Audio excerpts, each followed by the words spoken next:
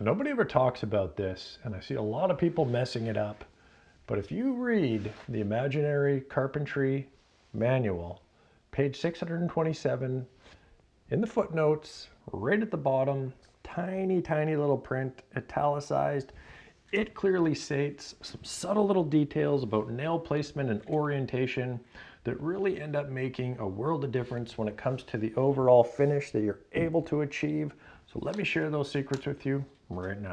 Now this is really the perfect door trim to demonstrate this on because it has profiles, there's delicate parts, there's flat spots, there's curve. When it comes to your nail placement, you want to place the nails in very specific locations. To do that, this is an 18 gauge nail gun. Most nail guns will have some kind of an indication on where the nail is going to shoot out. This one here is very subtle, so what I ended up doing, it's hard to pick up now, but there was a little bit of black felt.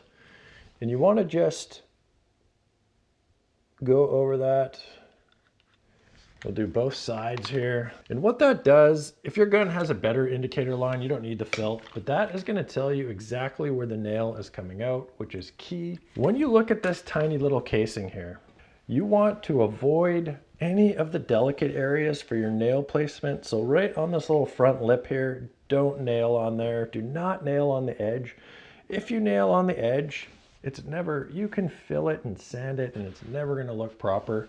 You want to stick to the flat part. So you want to stick to this flat part here, this flat part here on the outside.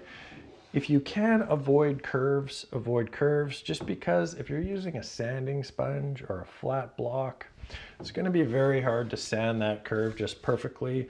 You can get some curved sandpaper, but you're just making more work for yourself. So place the nail in a flat spot. It's going to make it much easier to fill and sand so that you're not going to notice that when you paint it. And then the second point here that is almost as critical is anytime you're using a brad nail, they're going to all be chisel point, which means the end of the nail pretty much is just two back-to-back chisels with a little slope on either side. You want to orientate your gun correctly. Otherwise, when you're nailing on this edge here, if you put the chisel point in pointing this way, it's going to be prone to turning this way or this way.